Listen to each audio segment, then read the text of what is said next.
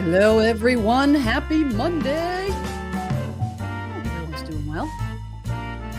Maybe this music is very fitting. We're back in 1960s. American dream alive and well. Everything is hopeful. Futures are bright. Inventory is plentiful. Housing is affordable. Things are good. Different story today.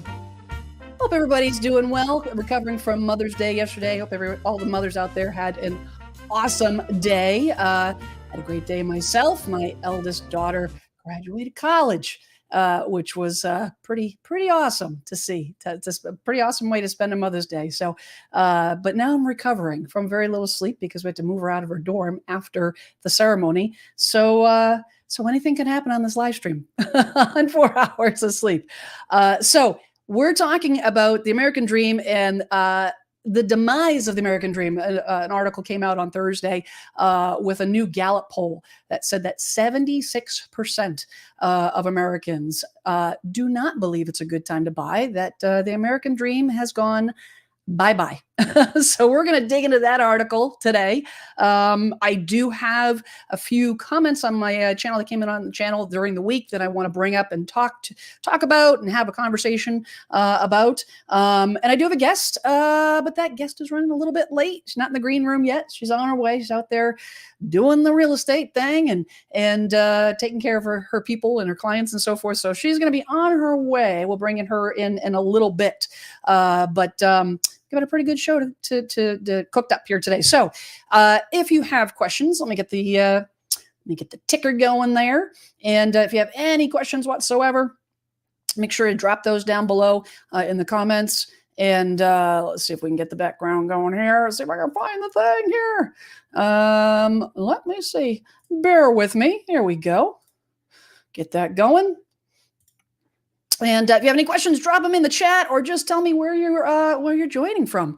I'd love to have a conversation. So we're going to get right into things and not wait for the guest because that's what you're here for. So this article, and bring up this article that came up last week. And this article is CNN Business. Americans say it's the worst time ever to buy a home. And what's kind of disheartening about this is they actually did a poll. It's not just another news article saying that it's a terrible time to buy and it's unaffordable and all the things. But a Gallup poll came in and said just 21% had said it's a good time. So as Americans remain historically gloomy about the state of the housing market, just 21% say it's a good time to buy a house, according to the Gallup survey released Thursday. That tied with last year for the worst reading in Gallup history. So hard to believe that last year was worse than this year in terms of the overall consumer expectations of where the economy is and what's going on with that. But it's true, even with the interest rates going up and so forth. It says an overwhelming majority, a majority of Americans, 76%, say it's a bad time to buy a house. That's just below the record 78% set a year ago. I will say that 76% is not great when we're coming into an election year. The politicians don't like to see that. And so I'm sure we're going to see some things come up over the next few months that will change that. There's been rumblings in, with the Fed, potential for interest rate adjustment. I don't think it's going to happen in June. The next time the Fed meets is in June. And I think the consensus is they're not going to do anything in June. However, I do think we're going to see something in September, given that we've got election right around the corner after that. This article goes on to say, and actually I'm going to see if we can make this a little bigger here. So make it a little easier. There we go. It says the findings reflect lingering frustration with the affordability crisis in housing. There's a big surprise. Young Americans seeking to buy a home have been confronted with a toxic 1-2 punch of record home prices and painful mortgage rates. Americans remain highly pessimistic about the market for home buyers Jeffrey Jones, Gallup senior editor, wrote in the report. The survey is yet another economic indicator that should trouble White House officials. There we go. As they struggle to win over Americans upset with the high cost of living. It says, for context, in April of 2019, the final reading before COVID-19, 61% of our Americans polled by Gallup said it was a good time to buy a house. 2019, it was a good time to buy a house. The record high was set in April 2003 as at 81% as the housing boom was kicking into high gear. That was in 2003, right before things went super absolutely bonkers crazy up until about 2005. And then 2006 is where we saw what everyone knows now is the Great Recession, the big financial adjustment that we had in 06, 07, 08, that just the whole financial industry collapsing and sent us into a tailspin. So, I mean, this is not necessarily, the pessimism about the market and how difficult it is for home buyers. This is not new news. But the fact that, 76% say that it's a bad time to buy, the fact that is a reflection of, how the average American, especially first-time homebuyers, look at their ability to have the American dream, their ability to build their own personal wealth. It's the whole American dream started as something that you could move into, you could build equity. Typically equity on a home, over the course of 50 years of tracking, always has done better than any stock market investment, period. The average is about 4.5% over the course of the last 50 years, which if you averaged out any stock market investment, that is going to be, significantly better, over the course of time. And, and real estate is typically a long-term investment. It's not, unless, if you're an investor and you're looking for a quick flip, and that's a whole different ballgame. But, the whole idea is you get in and you pay down that mortgage slowly but surely. And as you're paying that down, it builds up your investment. And so that when you buy a house in the 60s, over time, we have the baby boomers that are cashing in now. And, I think a lot of Americans just don't see that happening. Guess who just decided to, hello there. Hey. Well, everybody, please welcome Rebecca Valera from Dallas, Texas. Give her a big round of applause for making her way to join us. How you doing? You come in? You guys come in like hot and heavy here? Yeah. Like a freight train. Pretty much. Well, we're just getting started. So how are things? Things good? Yeah, things are good. Just trying to finish up something and then, at the same time grab something to eat because I didn't eat earlier, and just on the road and then back to the office for this. Hey, well, you know what? This is the life of a working mom, right? Yes. We all know this. It's like, you fly in the door and then all of a sudden it's like, it's like you got 10 different things you're juggling and then you're like, I'm hungry. Feed me. Right. Sit down, kid. Well, I was just getting started. So I'll let you get settled. You just lost one of yours.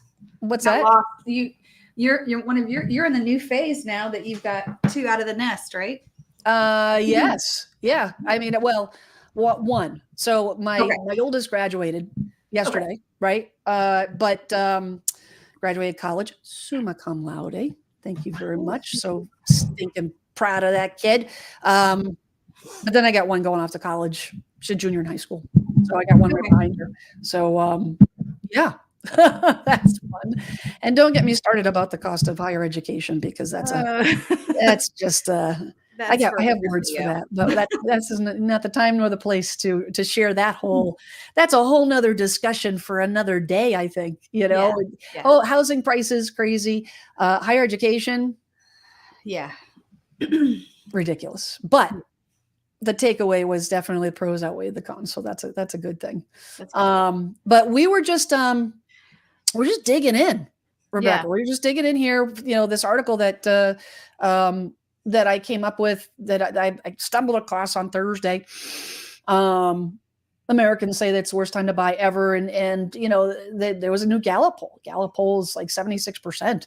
Mhm. Say it's a bad time to buy, and it's disheartening, right? It's disheartening in the sense that you know owning a home is having a slice of the American dream, right? Right. It's having a piece of the American dream. It's something that people for decades have something that you save up for. You get out of college, right? And you save and you put your pennies aside and for sure people are doing that now. Matter of fact, one of the comments that I'm going to bring up in a little bit to highlight talks about that in their journey. But it was, for so many years, for decades, it was achievable, right? Like, you get to a point in your, maybe in your 20s, as time went on, it kind of pushed into the, or late 30s, early 30s, right? But it was always something like on the radar of, hey, this is the goal. This is the ultimate goal. The ultimate goal is to own a piece of an American dream, own a home, so that there's no landlord over your head. There's nobody telling you what you can and can't do. There's nobody that's going to say, hey, we're going to sell the place, so you get out. Right.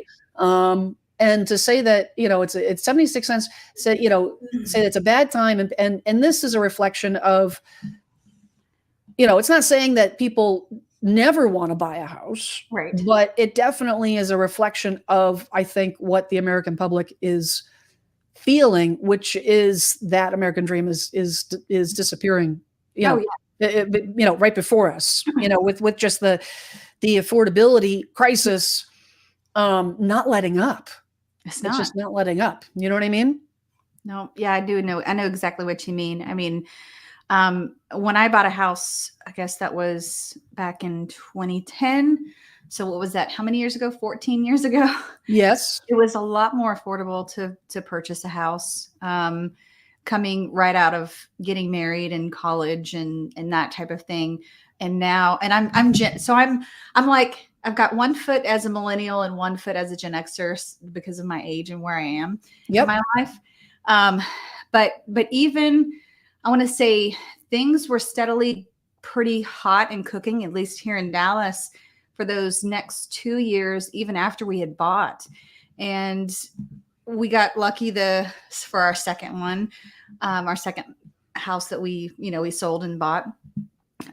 But since then, since the pandemic, it's just, that's when things got ridiculous for a lot of people. Just the affordability was out of reach for so many past that point, because nobody could the first time buyers couldn't compete against someone that's relocating from California or New York that's got an extra $100,000 that they can just chunk into the property. And it's like, well, I mean, I feel like, when the pandy hit, and even during that process, we saw buyers, yes, they would, they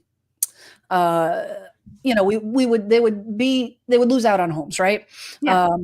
Hello, Mary. Thank you for joining us. Good to see you in the chat. Thanks for checking in. It was the type of thing where buyers, you see these buyers lose out, right? And they put their offer in and they don't put it in and get denied. Get picked over all this night. But eventually, in like 8 offers. But eventually they would. A lot of them finally would reach that finish line, right? Yeah. And they would get to a point where it was like, we finally, like, perseverance and whatnot.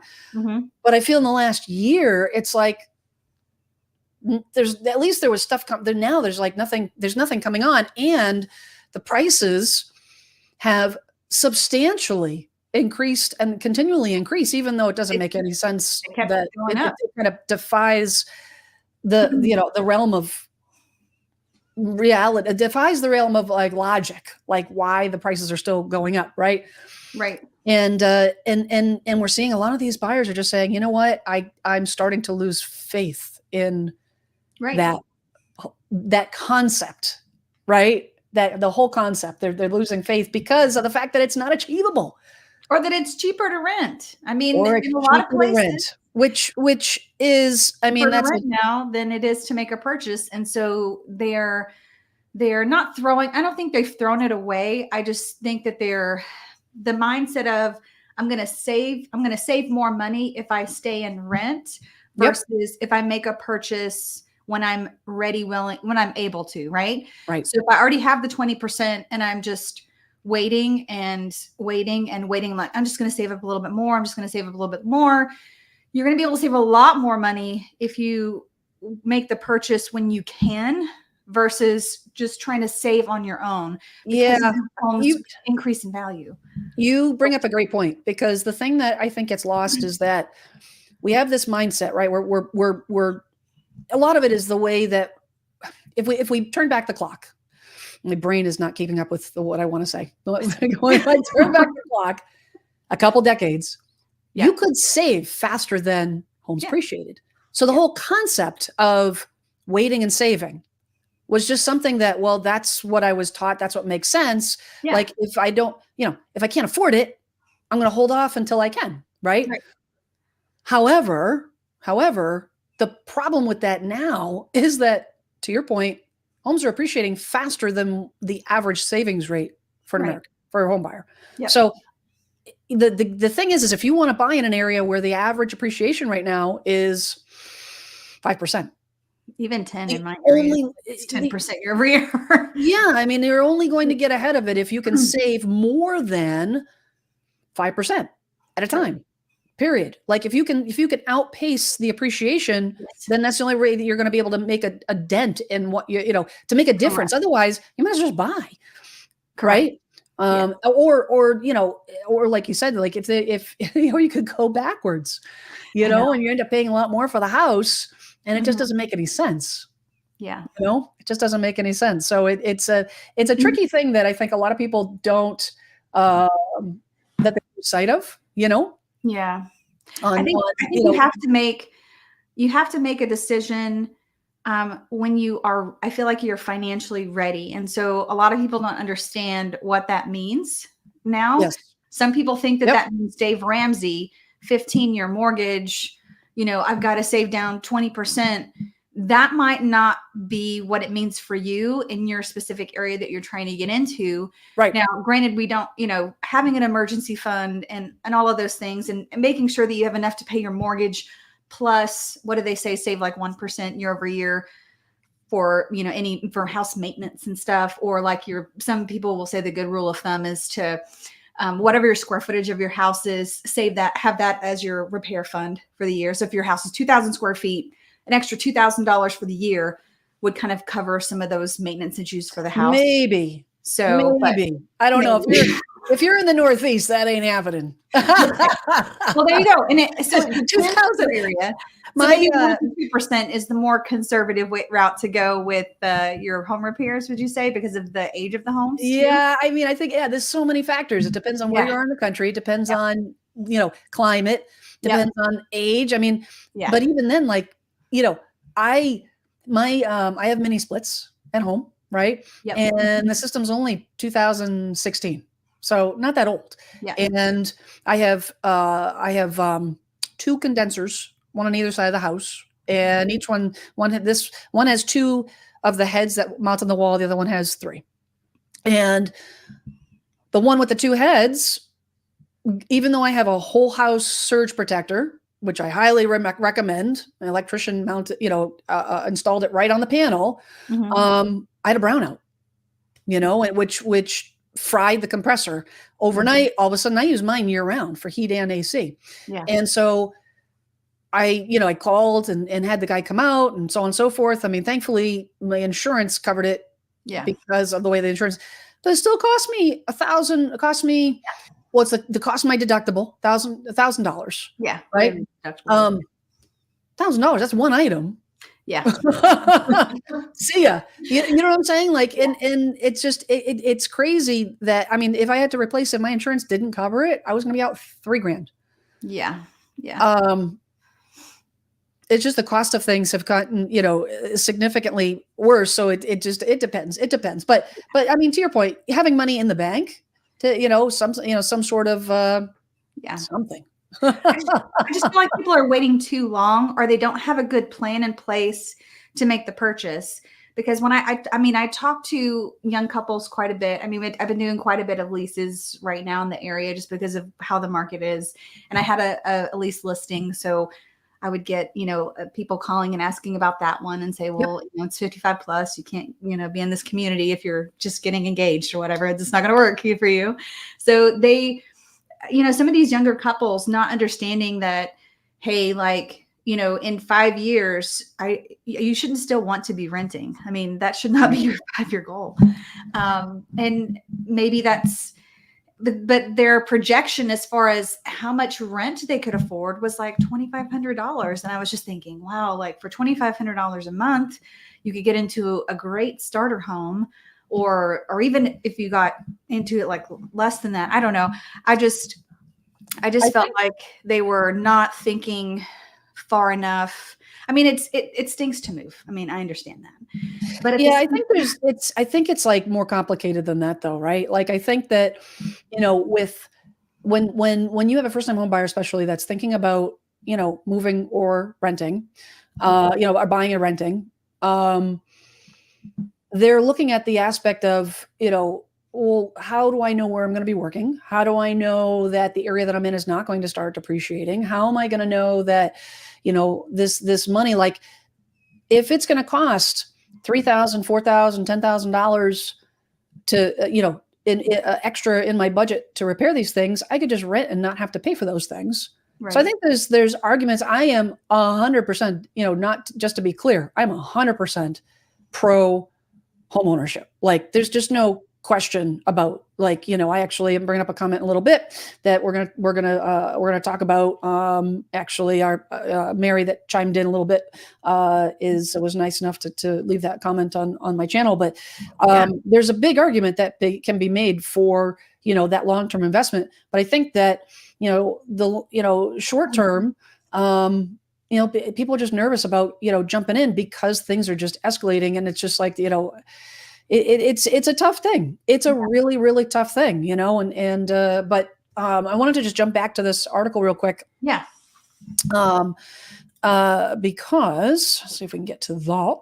Let me see here. Dun, dun, dun, dun. Here we go.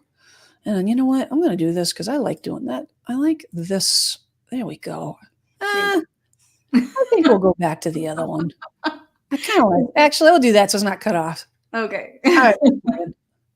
And actually, but you know what I'm going to do for all y'all, like you say down in Texas, for all you all, there we go. Zoom it in. That's and right. For everybody that's like me, so like what did I say?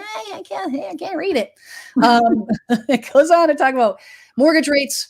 You don't need to beat a dead horse. Like we all know what's going on with mortgage rates, right? And I checked the rates as of this morning. It's funny because the news articles are like, oh, the rates went down. It's like, yeah, there's still 7.13%. And that's for 30-year fixed, right? 30-year fixed, correct. Correctamundo. It does go on to say mortgage rates should dip when the Federal Reserve lowers the interest rates. However, stubborn inflation has delayed expectations on Wall Street for when the Fed will be able to cut the rates. I talked about this earlier. Like I don't, June, the expectation is I don't think we're going to see anything happen in June, but I do think we'll see something in September because of the election that's right around the corner. It says once mortgage rates retreat, and here's the big thing: is once mortgage rates retreat, and as more supply appears in the market, hopefully, as I anticipate later this year, more buyers will get into the market independently of what sentiments are today. And that's Lawrence Yun, who is the chief economist for the National Association of Realtors. This is why the market is defying all like common sense, even. Like it's just defying what we see as what should happen, right? Mm-hmm. And historically interest rates, are higher, and, as prices, go higher and things become more affordable, people, would back off, right? Yeah. It's not happening.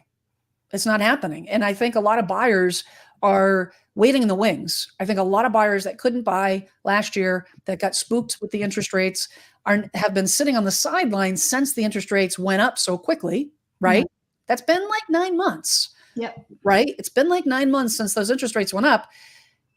And I think based on that, people are just done waiting. And that's why I think we're going to see a lot of these people come out of the woodwork, or just like, you know what, it is what it is. The interest rates are not going to go back down.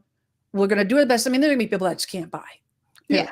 There's there's a lot of people that just are like, we're priced out of the market. Yeah. But I'm gonna say what 70 if you're making $70,000 a year, you can afford a 200 and something $1,000 property. yeah, I actually have some data on that. You do. I do. And I'm just thinking of like a single person income. If they're making, that $74,000 a year is nothing to hang your hat at for your first job or something like that. And I'm like, well, they can't even try to get into something. They'd have to have a double income of some sort to get into a house. And it got my brain thinking when I was seeing, I've watched one of Graham's videos about how he kind of breaks it down just from a lender's perspective. So like, oh, that hurts. Yeah, 100%. This was published last week, and this is a CNN Business. Americans, oh, sorry, I got itchy trigger finger today. Americans, 22 states in DC need to earn at least $100,000 annually to afford a median priced homes. Okay, so this chart kind of goes over like the entire country on like what household income needs to be. I'm up in Massachusetts, 162,000, which I'm going to tell you right now, floored me. It floored me that to afford the median price home, median, you need an average $162,000 a year coming into the house. Down your way, now this is Texas as a whole, right? Here in Dallas, that's $100,000. But California, almost $200,000. That doesn't surprise me. They're always like edging. They're like always the extreme. 100%. Well, Hawaii, what's Hawaii at? Yeah, 185,000 even. Yeah, so Hawaii's gone up. I know for a fact Hawaii's gone up. But visited you look at some of these mid Midwest, 65,000 Iowa, 66,000 Missouri, Ohio. Like some of these states, Illinois is up and coming. I was just reading an article today about the northern part of Chicago, right? The Chicago. Yeah. They Wisconsin, Minnesota. I like Minnesota. It's a fun name to say. Minnesota. You're gonna butcher us on our accents, Jen, later. Oh, I have hey, I'm not claiming I do terrible accents. I can't even do a Boston accent, and I live in Massachusetts for crying out loud. But you're pretty good at your Boston. Pack the can, have it yad. Yeah. Illinois, there was like 5 out of the top 10 metros in the country in terms of the highest price appreciation year over year as of May. Okay, May 24 versus May 23. Highest appreciation, like 5 or 6 of those metros were in Illinois. And I wonder, is it north of Chicago? I don't remember. I don't remember off the top of my head the actual data out there, and he said like everywhere, everyone is moving to the north of the the city of Chicago essentially, and I'm guessing the commute's not that terrible if it's a suburb, just outside of the main city. And so if people are driving 30 minutes to get to Chicago, then I can see it being a big boom. They had a big boom in that area. Yeah, no, and 30 minutes is nothing. I mean, I live in Plymouth on the South Shore, south of Boston, towards Cape Cod, and I'm about an hour from Boston, right? So, and people were back in, like right prior to the crash, people were flooding down the South Shore because it was such a great buy, pushed our prices up, but no one thought of like an hour's like I'm spoiled, working from home. I'm like, an hour is like forever. Driving down to my daughter's, college campus in Connecticut, it's like 2 hours. I'm like, oh my gosh, I got to drive there and back to one, you know what I mean? 2 hours. But then, I was talking to a friend earlier today and they're like, oh yeah, guy that she knows 2 hours to work every day commute. I'm like, oh my goodness. Ooh, crazy. And that's if you live in Pennsylvania and you work in New York, I can see where that would come in handy with your values. 100%. So this article is to finish up on this article. It says, according to the new Gallup on the record home prices, affordable headaches are compounded by the fact that home prices are up too amid a shortage of housing. Yes. This is not new news. Is that what you're seeing too, Jen? So in my market, we're seeing multiple offers and we're seeing rates where they're at. And it's just making it very difficult for first-time buyers, I think, just to even kind of wrap their brain around 100%. that. Yeah, we're seeing the same. We're seeing the same. It says, according to the new Gallup survey, 68% of U.S. adults expect home prices in their local area to increase in the coming year, which is interesting, actually, if you think about that. 68% of U.S. adults expect home prices in their area to increase in the coming year. Yeah. Now, with all the talk of crash, No. this 68%, that's a high number. So I think what they're thinking is they're thinking about rates going down. So as rates go down, prices go up. So I think that's not necessarily, because rates have gone up and prices have still gone up. Well, sorry. True? No, that's what I meant to say. Rates go down, prices go up as a result. Gotcha. Yeah. Because I was ready to go fix the cuffs with you, you know. Do what? I was ready to challenge you on that. You're going to challenge me? I was like, I think I got that. I think I said that right. Hey, you know what, Rebecca? We're going to give you a pass because, you're a working mom. You've got like 42 kids or something. Yeah, I don't even know. Exactly. You got like, you get a bunch. You got enough to you get a pass, man. I got a basketball team with an extra substitute. Oh my goodness. Oh my goodness. A volleyball team, I guess, is what you would do. I have a volleyball team. I can't imagine having more than two, but that's it says the only higher readings in Gallup history were 71% in 2021, 70% matched in 2005 and 2022. It says for those who already own a home, a jump in real estate values have added to their net worth. It helps explain why Americans' inflation adjusted median, which we just talked about, net worth increased by 37% between 2019 and 2022.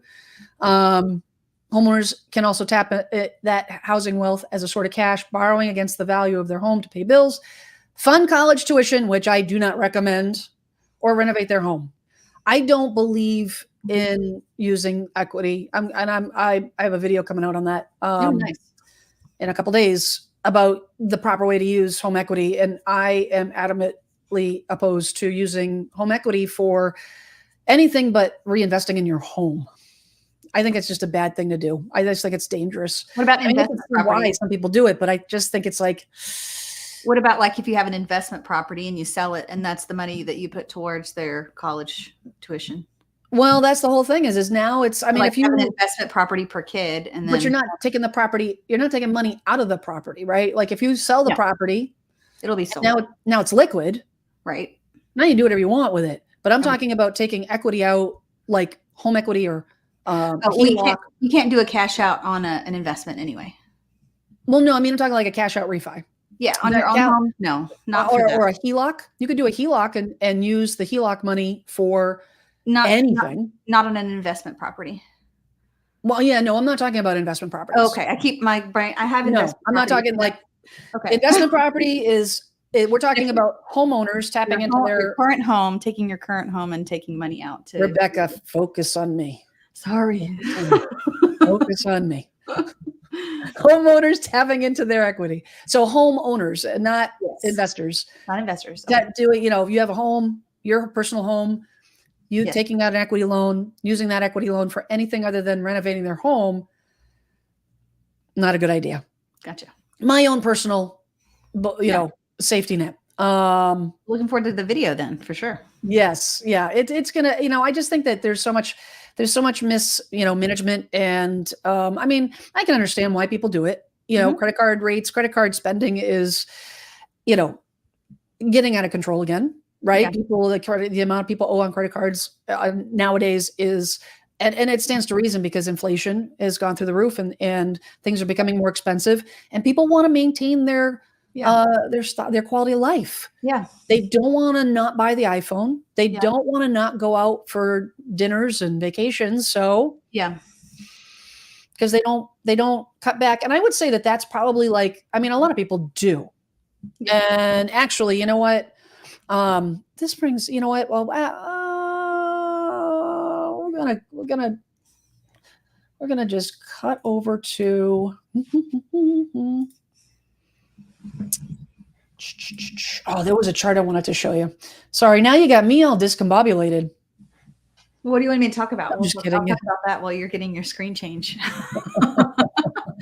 I came across this. Oh, this was a really interesting statistic, and I have a chart just like this. it's very, very interesting. And so the thing is like, you know, we talk about back in the 60s, American dream. Okay. And we talk, you know, anything prior to, you know, this starts in, you know, 1980, 84. But even prior than that, right? Yes, homes were much cheaper. Income was much lower. Right. Eggs, milk, all the things were way more affordable. Cost of living. Yeah. So the relationship between those two items is what is brought into focus here. And you know, it really kind of shines a light on the fact that, yes, income has risen, although income has dropped a bit according to the statistics that were being fed. But, you know, in terms of what, you know, the average American can afford, and how much money they're bringing in versus how much a house costs, the gap is substantial. I think inflation plays a role as well, because $200 in 1960 is a lot more now, you know. So that plays a role as well with the amount of money, but just even the gap, like you said, Jen. So like can you kind of zoom in this first jump right there? When was that? 1980. That was going to be like, hold on. This is a pretty big like little jump, and then it went back down. Was that before the 08? And then the right here? Yeah. That's going to be right around like 2006. Okay, so yeah, before the 08, which makes sense. This is going to be where the recession, where the financial crash, right here. Yes. That's the financial crash, and then you're going bumping along. Like, I mean, you can see right here. This was right before the Twin Towers. Gotcha. Okay, we were poised for when we rounded the corner, right? 2000 into 2001, the market was set for a recession. Yeah. Things are starting to get tough. Market price, things are starting to go down. And then 9/11 happened. Yeah. And things went bonkers. And it was, you know, America rallied and all the things, right? So we should have had an adjustment then. And this graph is not statistically 100% accurate, because the little bump it should be right here. It gives you an idea. It gives you a general idea, because it kind of went up, little blip, and then it shot up crazy. And then we had the major correction. The 08. This concerns me though. Yeah. This big stretch of without any type of, I mean, we had a little correction here, would have been right around 2017, right? A little bit, but not enough. Not enough. This gap is it's disconcerting. I wonder if you know, at some point in time, something's got to give. And increasing interest rates is not making that go down. It's not making the gap go down. Nope. It's just, I feel like it's delaying the process. Absolutely. I wanted to bring on. Oh boy. You know what? I forgot to give me 1 second. I neglected. Boy, am I am just absolutely. It's okay. Discombobulated here. Don't have these things preloaded. I want to bring this up now. So Mary posted I want to bring this up. Wrong. Is this the right one, or is it the wrong? It's a different one. Oh, she's the same age as me, ultra millennial. I was like, I'm an old millennial, but I'm a young Gen Xer. That's where I am. 1 foot in Gen X and 1 foot of. I'm 82, so. Yes. Yeah. So in any event, and you know what? I apologize. You know, I am usually. This is what 4 hours will get you. And I made the disclosure at the beginning of this live stream. Just to be clear, I rolled in at midnight last night after a very long day with my daughter graduating and having to move her out and traffic and tons and tons and tons of driving. So You're not tired at all. You're not sleep. tired at all, Jen. No. So I put the disclosure, I ain't gonna happen. So it is what it is. We're just gonna roll with it. So Mary, I don't want you to get all nervous. You know what? I didn't have a comment by you. But that's okay. We're going to roll with it because this comment was super. The Remnant 86 commented, they made this comment, and I just thought this was like so relevant to what we're talking about. So relevant. And they said, my husband and I are older millennials, and we lived in a dumpy 500 square foot apartment for 10 years to save up for a house. We don't have parents who were financially capable of helping us. So, and I know a lot, like right now, a lot of boomers are helping. Right. They're millennials with down payments and so forth, but a lot are not. Yes. A lot can't. She says it is. Okay. All right. So I'm not losing my mind. So Good Mary Lord. is. See, there we go. Mary thinks I'm out of my mind at this point. This lady's crazy. But in any event, we don't have parents. Keep going. We don't have parents. We don't have parents capable. So we saved every penny we could. In 2016, we closed on an outdate as-is ranch. I can totally imagine a younger millennial being too picky for my house. We're in New Jersey, and my home value has more than doubled. So the thing that really struck me, Mary, about this is, first, I want to say, good on you. I know. For making the sacrifice, right? To do that and really scrimp and scrap. I mean, 10 years is a long time.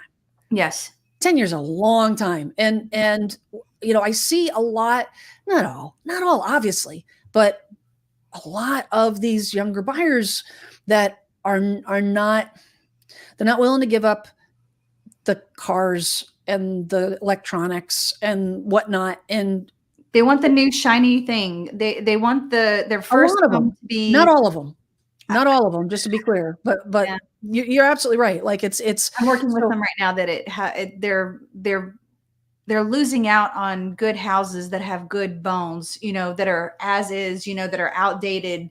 That would be a good starter property for them. Yep. And if they put in some of their own sweat equity, or even just said, okay, this house is under my budget and I'm going to have a little bit of extra money after we close to put into the renovation. Yep. And if for whatever reason, the renovation turns out to be more expensive than we initially thought, then, hey, we're going to wait and save up a little bit more money and then do the renovation. I mean, that would be the normal thing to do. Like, you prioritize what you spend your money on, right? What's important to you. And I think a lot of people are prioritizing. I mean, I've been into several flipped houses that were like lipstick on a pig. Yep. And like, the house is beautiful, but the foundation was like cracking underneath. Like, you could tell, like, the floors were bowing, a giant tree in the front. And it's just kind of like, I would not advise you to buy this house. Look to see how the baseboards are uneven.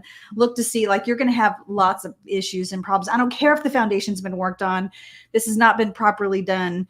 Like, you need to walk away from this, And we've seen several like that. I'm just kind of like, if they would have done the right job in the first place, or if we can find something that's in good condition that needs that updating, then let's jump on it. If it has the right layout and you can make it your own, let's do that instead, because otherwise you're just going to be cherry picking through all these lipstick with a pig houses, and you're not going to get anything done. Well, and I think it's a long-term approach, right?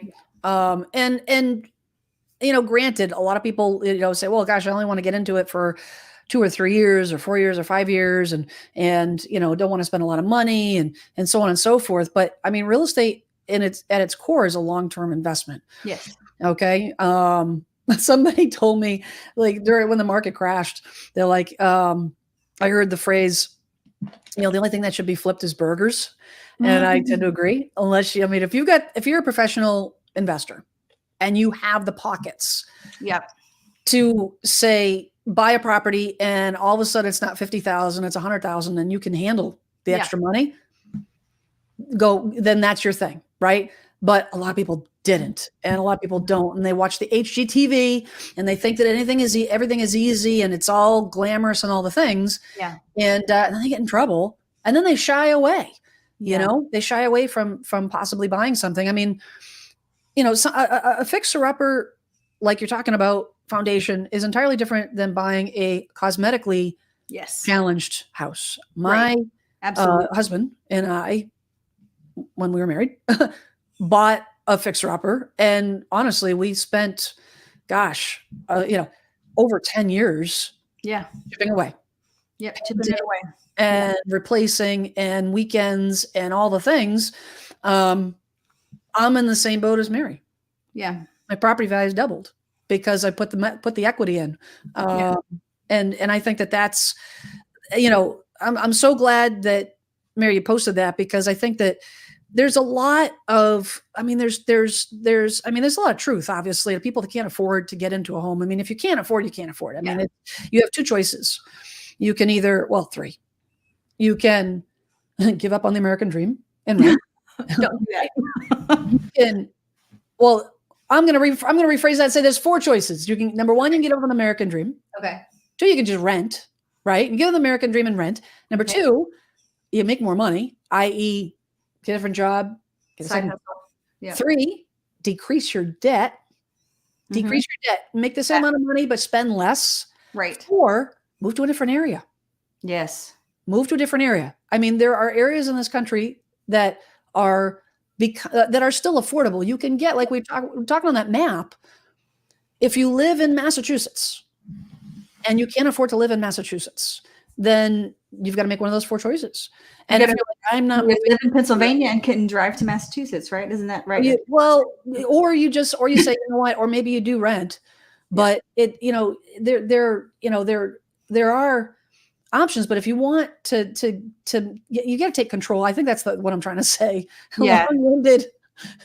Long-winded version of what I'm trying to spit out is, like, everybody has choices. Yes. Everybody has choices. And you could do, like what Mary did, and buckle down and say, we want this bad enough. My daughter graduating college, and I said that to her. I says, listen, it is not easy. 20s is the best time. It's also the hardest time in your life. Yeah. Hands down, it's the hardest time. You're just getting going. You don't have any money. Trying to figure everything out. You're trying to figure things out and all the things. Yeah. I said, but you got to remember, you always have choices. Yeah. You know what you put in.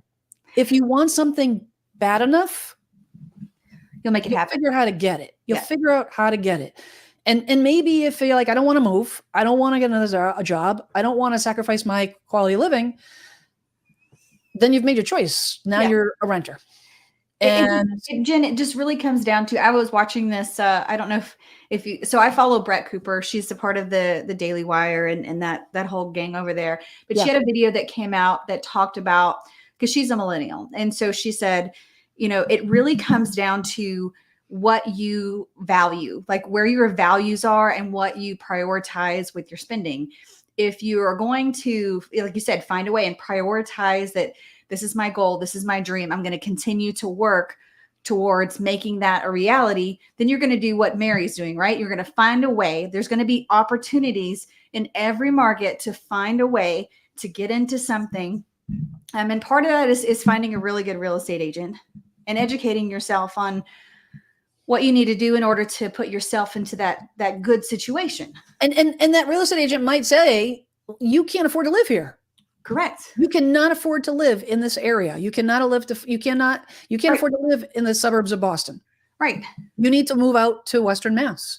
You need to move out, move to another state entirely, or out of the area based on your what's that? Move to West Virginia. Isn't there cheap land over there? That's what I keep hearing. I don't know. Is there?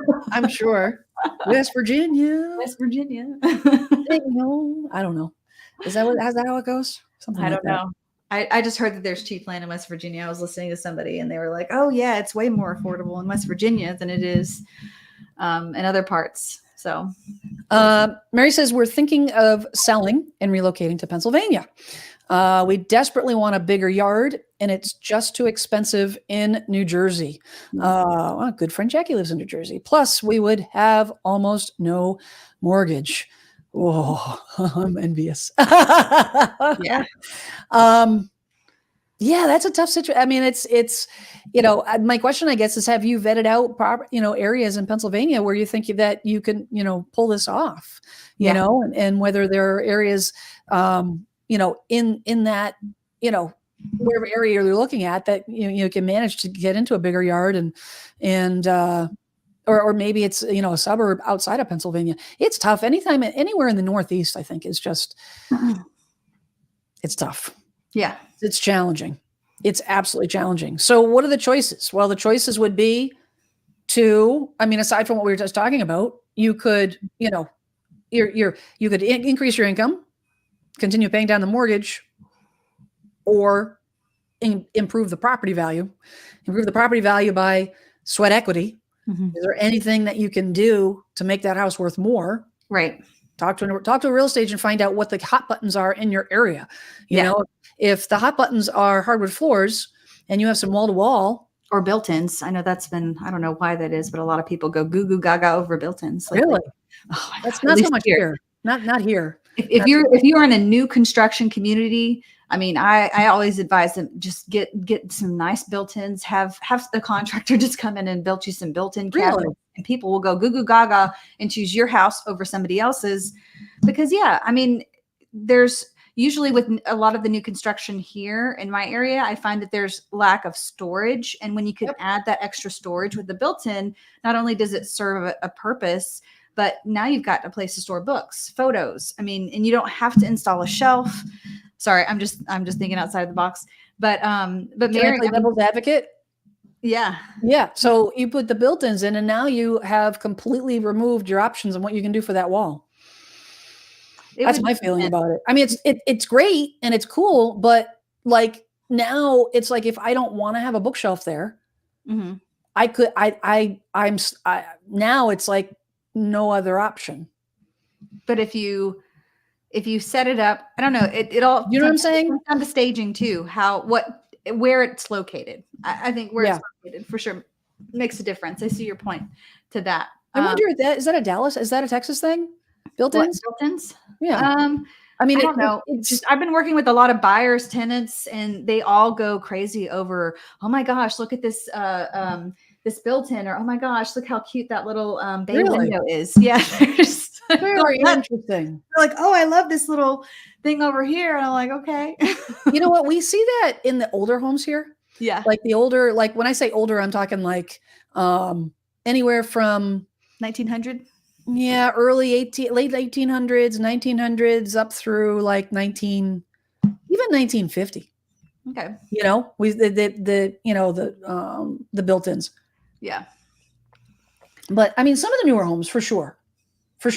But landscaping too is another good way to improve. Jen, and paint. Yep. She says paint is such an easy way.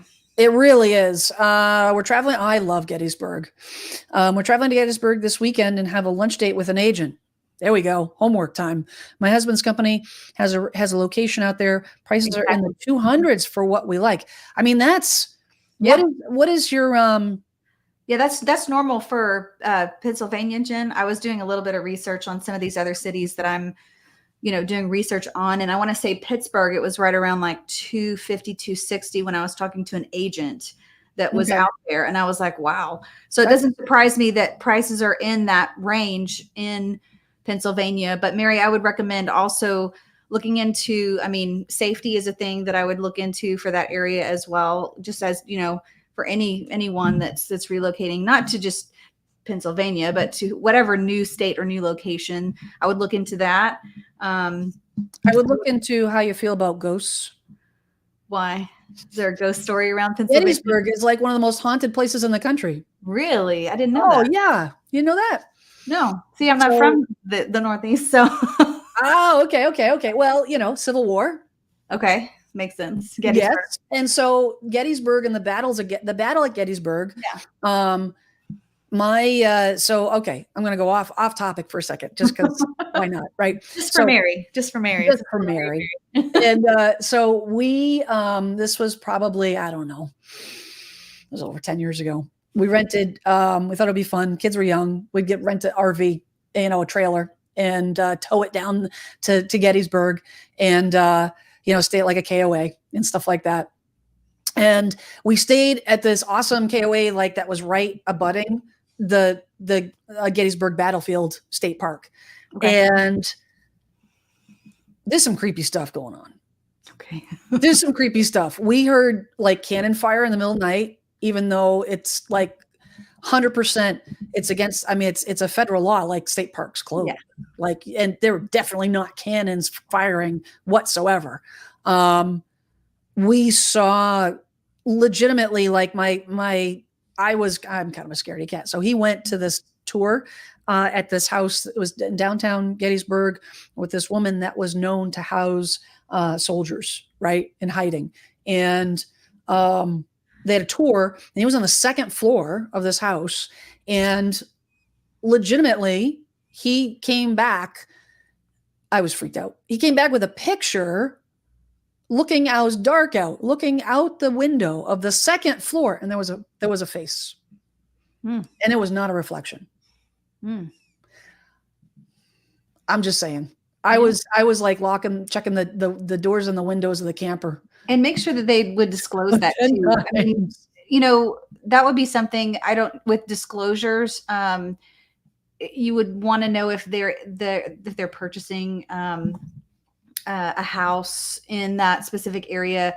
Like, do they have to disclose if someone had passed away there? Or I know for here, you don't have to disclose if they passed away, but you have to disclose if it was like a murder, that type of thing. Like if it was a little bit more violent type crime that happened for the actual property, on the actual property, essentially.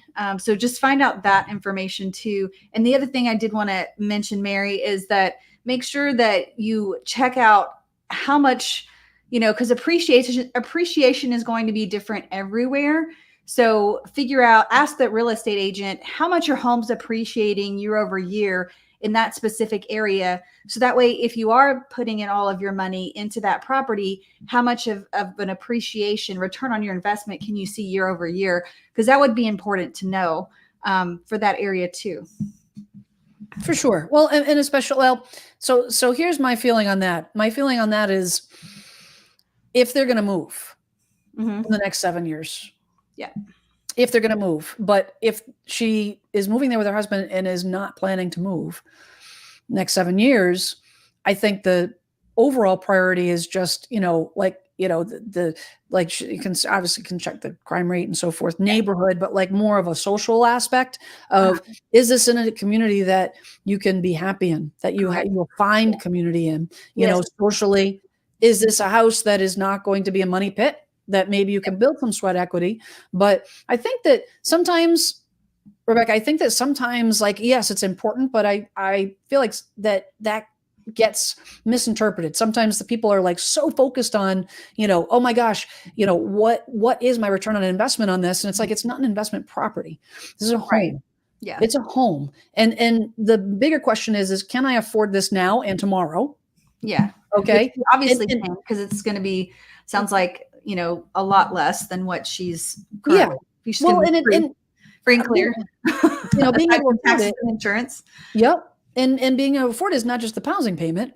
Yeah. But what's it going to take to run the property, right? Right. The maintenance. I mean, it's if you get a property that maybe is, principal, interest, taxes, insurance, affordable, but it's going to need a ton of work. Yeah, a ton of maintenance too. I mean, the maintenance, how well the property's been looked after, how old all the systems are, all that stuff too. Mary's smart. She knows. And I would ask, like, so I have a friend that like 100% crime rate is to first priority. Yes. Yep. I have a friend that doesn't care about the hauntings. Like that's so like, it depends on what your thing is. Yeah. If you're like, oh no, they're just friends. Okay, great. Yeah. Then you're all good. You know what I mean? I don't know how it is either in Pennsylvania. I know in Massachusetts, the way the state law is that we're not required to disclose any of that type of information, like hauntings, murders, suicides. It just depends on. We're not required unless we're asked. Yes. unless we're asked. If we are asked, then we're required, the seller's required to And that's where respond. your good Yep. agent comes in handy. So make sure you got a Right. good one, Mary. They're asking the right questions. Yep. So, Oh, what was good, that other good. comment about the Dallas? We'll continue with Mary and then we'll go. She said, she was talking about the built-ins.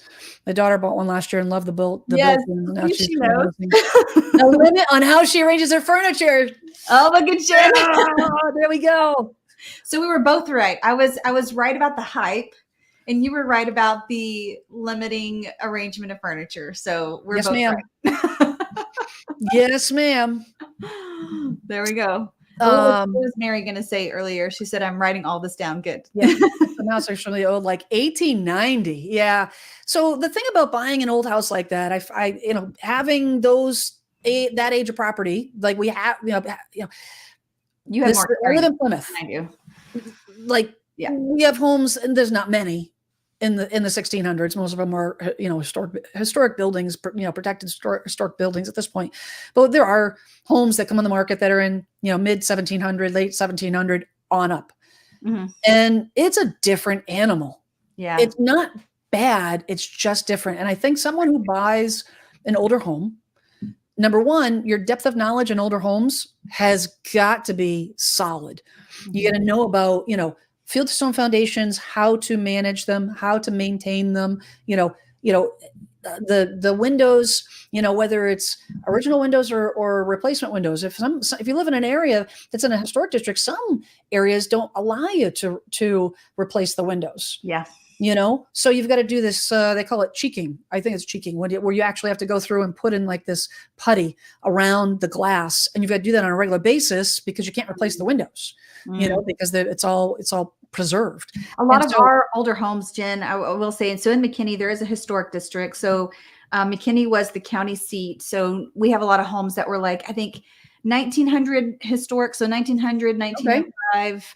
Okay. So a lot of those homes with the restoration, there is grant money available for restoring some of these, but and then there's tax benefits and stuff for that specific area. Yep. But I would say that, like you said, a lot of our windows that I've seen in that historic district, a lot of them were nailed shut. So no kidding. Yes, because they were on the pulley. They were like a pulley. Oh, and it becomes a safety hazard. Yes, exactly. Yeah. And so since the windows are nailed shut, it's also a fire hazard for certain rooms because there's only one way to get in or out, which is the door instead of the door and the window. So you kind of have to be careful. You have to get approval from, I think, the actual historic district of what you can and can't do. So even just that alone can be a lot. So just really do your research when it comes to buying an older home, especially in a historic district.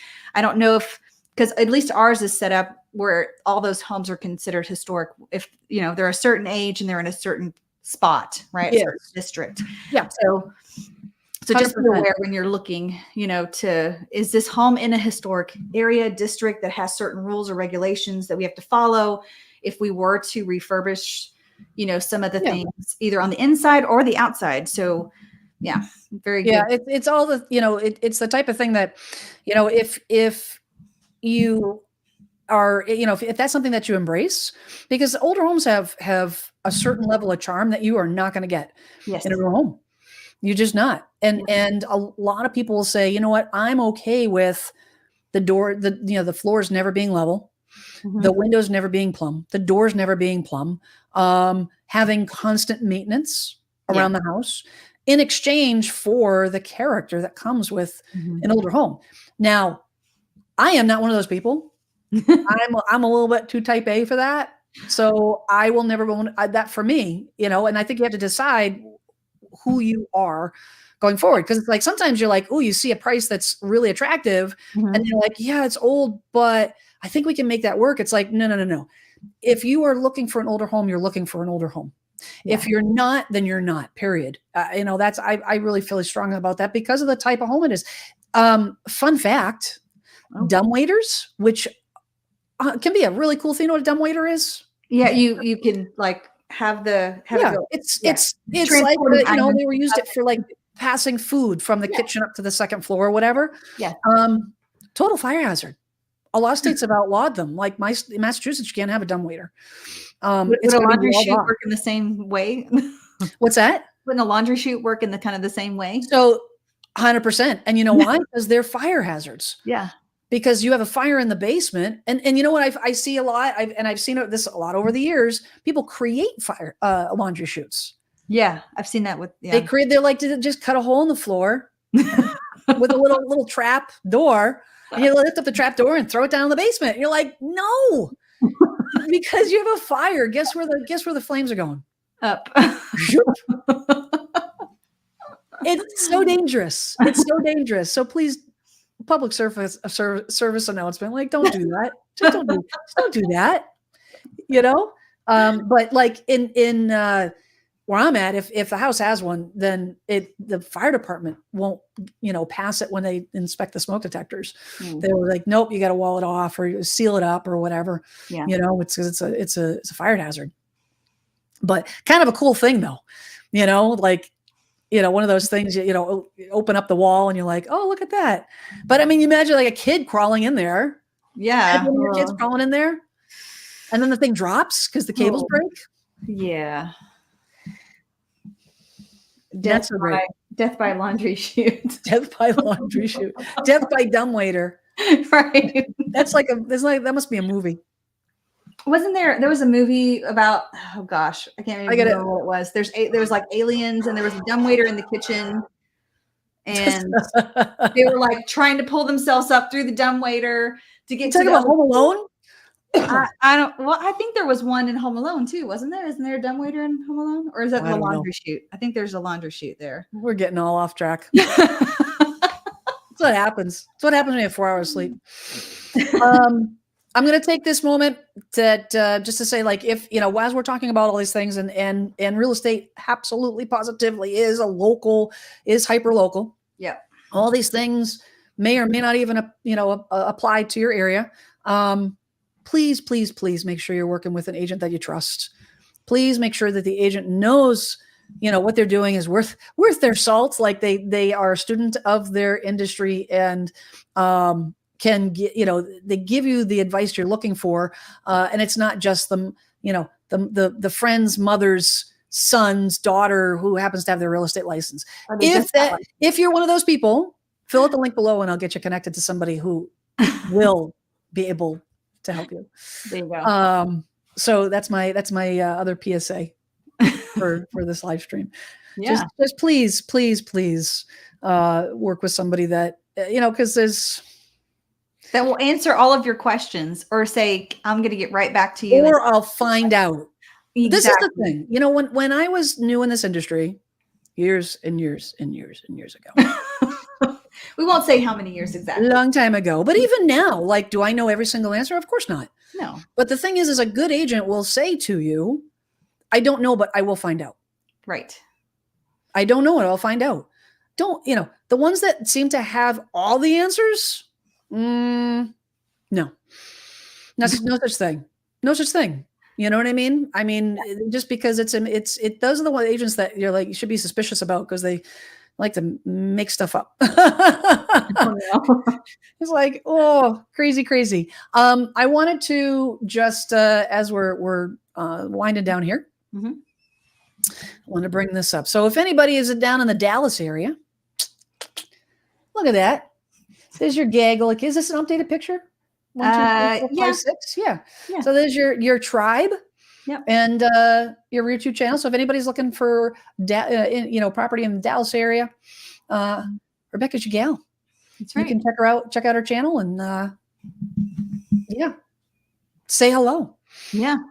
Say howdy. Say howdy. Howdy. For cowboy.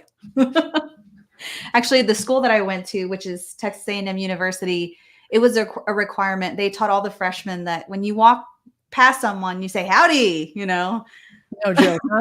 and then in your neck of the woods, you'd be like, what is going on? That's interesting. I'll have to remember that. I'm heading down to Austin in June, visit my brother. So Nobody ever said howdy to me down there though. Austin's not really a part. Although, you know what I'm going to tell you? Can I give you one gripe? Can I give you one gripe about Texas? Okay. Something that really ticks me off about Texas. All right. Ready? You listening in? Everybody like who's listening to this, come a little closer. I'm going to tell you. You ruined barbecue for me forever. Because it's so good? Yes. I'm mad about that. I had barbecue down there. I came back to Massachusetts. I'm like, oh, this is so awful. This is so terrible. I've now had good barbecue. I'm ruined. Thank you, Texas. Yeah. Thanks a lot, Texas. Try the Mexican food while you're there too, and then try it up there. Well, I guess you know what? We do the same thing for people when they come up here and they have lobster, and it's like literally like plucked from the ocean the day before, of course, or the morning of, and then they have fresh lobster, and then they go back home and they're like, "Oh, but we have a red lobster." I'm like, that is not the same. And then they taste it and they're like, oh, it's drool. He brought me to this gas station barbecue place. I don't even remember the name of it, but it was like literally like a gas station with like a restaurant attached to it, and it's like family style.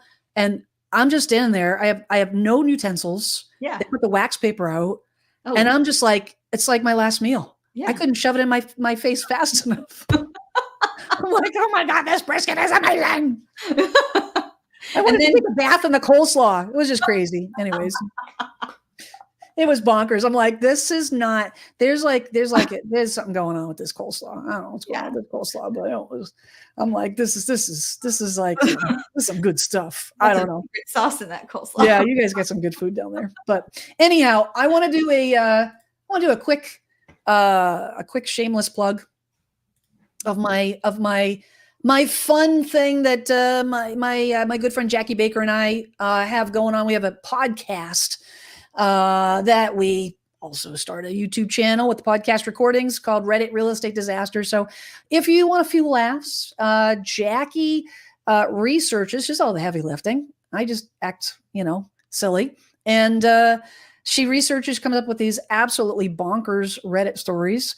And then she reads them and we discuss and we have a good time. So it's silly. But if you listen to something, I know that I think it was Mary who said that she listens to it while she was doing housework. I think it was Mary. If you just want some Mary needs to call Jackie. Jackie. Yeah, because Jackie's down New Jersey. Jackie's in Jersey. I think that's so in any event, that's my shameless plug for our podcast that I just have so much fun. So we got Diana's on here. Let's see, Diana, my good friend Diana.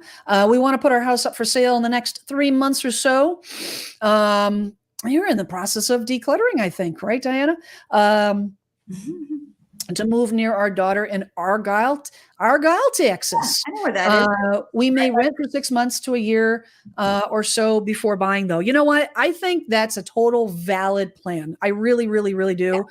Because even though it's like, oh, you shouldn't rent, you're not going to build equity. But you know what? Sometimes you don't know where you want to be. Oh, sometimes absolutely. You don't. My brother did that, moving from Massachusetts down to Austin. People that are relocating, that are looking for rentals. So, Deanna, if I don't know if Nova said you're Diana, I know a Deanna, and then I know a Diana. I go Diana. Okay, so Diana, I know several. There are some rentals that will allow for short-term rental, like short-term. Most of them here in Texas will want a year, most of the landlords. So if you're looking to do a short-term, let me know. I can probably get you connected in that regards if that's what you're trying to do, to be a little bit for your daughter. So my contact info, like Jen was saying earlier, is in the just on my channel. If you just look up my name. It's there. Yeah, Diana, she does a lot with rentals, like, a lot of leases and stuff like that. So Rebecca's a good resource for that. And I know a lot about rentals because I'm a landlord myself. So I see both sides. I see the tenant and the landlord side. So I know what needs to happen. So down in Texas, like, do they typically have, if you do a short-term lease or, short-term rental, do you find that if, say, she went down there and said, oh, I want 6 months, but actually found something to buy within a couple months, are you seeing the landlords allowing people out of their rentals early? It just depends on the landlord. I mean, so So our contracts are written pretty heavily in favor of the landlord for the actual lease agreement. So I would say, That's normal. worst, what you want to do is we'll try to find you a 3 to 6. Now, something else that you could consider doing, and this is what I recommend to people quite a bit, is find a nice Airbnb, put your items in storage. That way you don't have to get them out of storage. Just kind of ship them over here essentially. For that 3-month period, you're here, you get to know the area, and then now you have something to purchase. You don't have to worry about a lease or to break a lease, versus if you are living in a rental for 6 months, it's like, okay, let's unpack all of our stuff. What's the cost comparison on that though? Like in terms of doing a Airbnb for a month versus a rental for a month? They're typically more expensive because they are furnished. So that's the other thing to keep in mind. With anything that's furnished is going to cost you a little bit more per month, but that's a little bit, I feel like it's saving you time to get all of your stuff out, and you're just temporarily kind of staying there. And a lot of times you'll be able to find better if you message the Airbnb host. You can ask them, for a better rate essentially for the entire month or 3-month or 2-month period. And a lot of times they'll allow that too. So, yeah. I the flip side of that would be is, you're buying a piece of property. You don't know anything about that property yet. And right. if you're in a lease, say for 6 months, maybe they find something right out of the gate, within the first month. Yeah. It takes like 6 weeks to close. Right. Okay, great. So you've got several months left on your lease. Well, the benefit of that now is that if there's anything to be done on that new house, right, you don't have to move in right away. Yeah. You can, if you want to paint, it's a lot easier to paint a house when it's empty. Yep. If you want to do flooring, it's a heck of a lot easier to do flooring when it's empty. And if you want to do new construction and not have to pay the builder an arm and a leg to get all those nice updates and have someone do the updates after you make the purchase, it would allow you time to do those updates too. So I've seen people kind of do that, because typically a builder is going to charge you twice as much of what, if you want hardwood floors on your first floor, than if you were to have a contractor come out and put in hardwood floors, because they upcharge all of their stuff. So any built-ins or nooks or crannies, or there's those built-ins again. Well, anything that you want to do that's more custom to your property, that would just save you, money if someone else did it.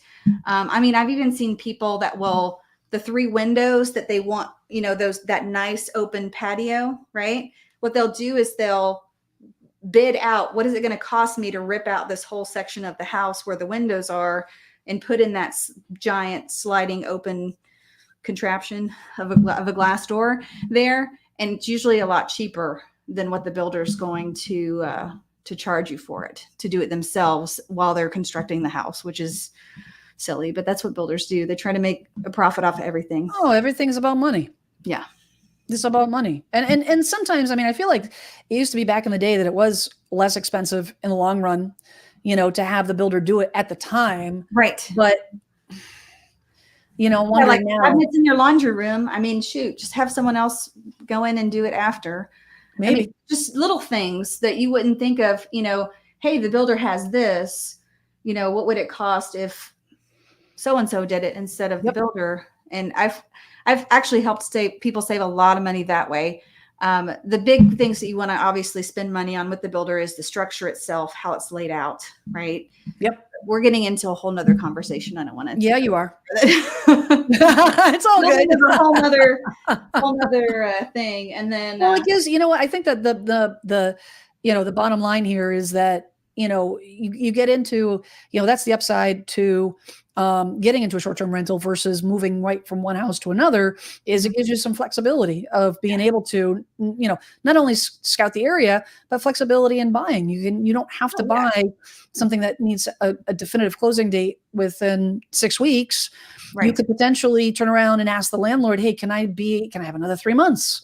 Because we want to take advantage of this new construction, blah, blah, blah, without having to be like, oh my gosh, where are we going to go? Do we have to now move in with kids for temporarily or something like that nature? Yeah. It just gives you a little bit more, flexibility in that regard. For sure. So, the moving twice, it's a bummer, but to your point, like sometimes you put the stuff in, a lot of people do things like, pod storage, and then do the pod storage, long-term pod storage can be, not as expensive, but depending on maybe if you have the pods delivered to, not necessarily stored, but if you have a place to have the pod delivered to, say if you have, if the kids have a place on their property that they can store the pods for a few months or something, there's a lot of different things you can do. It's a lot of different things you can do. Absolutely. So great questions. Great questions. Thank you so much. Thank you, Diana. Thank you, Mary. Yeah. Appreciate that. Yeah, thank you. Well, anything else you want to add before we I would just say close up shop?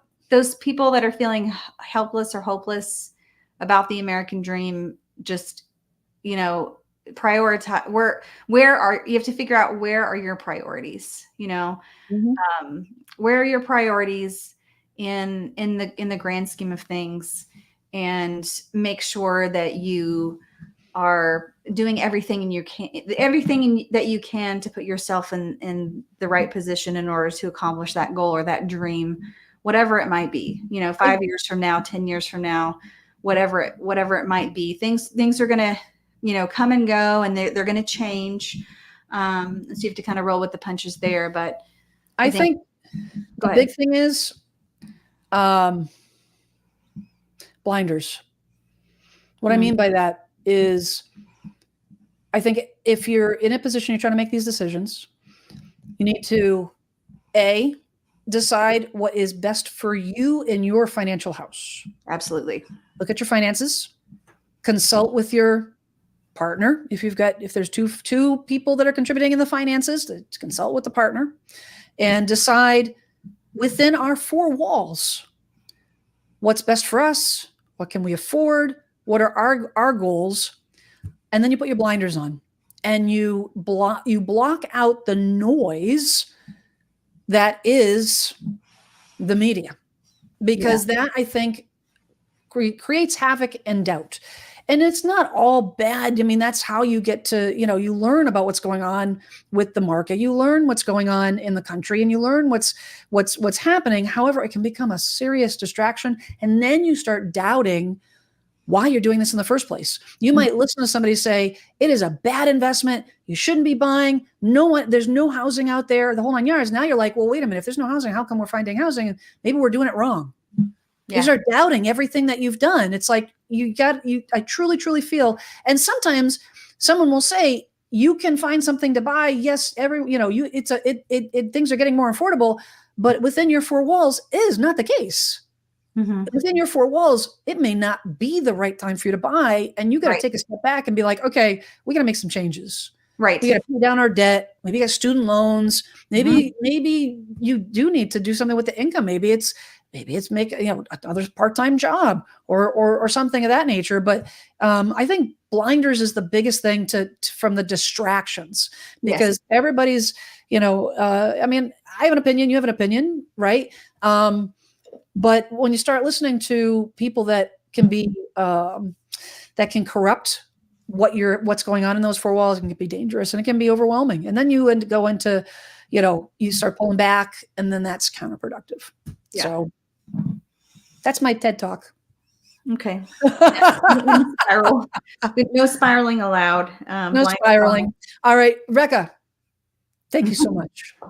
Thanks so much for jumping on in your busy day and all the things. I really appreciate you coming on and joining in on the conversation and giving me 2 cents. And you know what we have to do from here on in as we close up. Are we going to dance? We just get some good old fashioned, some jazz, 1950s, 1960s American Dream hour, like back in the day with the fedoras, guys with the. I need my sunglasses. It's just cool. Thank you so much, everybody, for joining us. Thank you for watching this. If you've made it this far, appreciate it. Check back next week. There's going to be more craziness. Hopefully I'll have more sleep at that point. Thank you so much. Have a great week, everybody. Be kind, be nice, do something nice for someone next week. Bye. Bye.